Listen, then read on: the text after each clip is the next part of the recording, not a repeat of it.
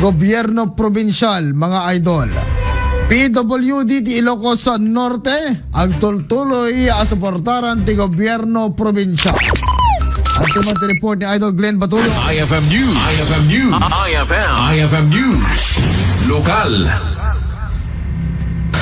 Pinasingkidan manin ni Gobernador Cecilia Araneta Marcos ti panagkomite gobyerno probinsyal ang makipartisipar bayat ti panagrambak iti International Day of Persons with Disabilities. Anang ipaganet-get iti dignidad, gundaway, ken panagraem iti amin ang maseknan. Babaen kadag iti programa kas iti skills and livelihood training, binulan na pensyon, ken panakaipaay dag iti assistive devices. Kada ito yung addang, agtultuloy a suportaran ti probinsya dagiti addaan ti depekto ti panagbiag, nga agwaywayas ken nananay ang makipaset iti kagimungan. Kaganda na pa ito yung aktibidad ket ti panakaiwaras dagiti hearing aids kadagiti 17 a beneficiaryo nga persons with disability.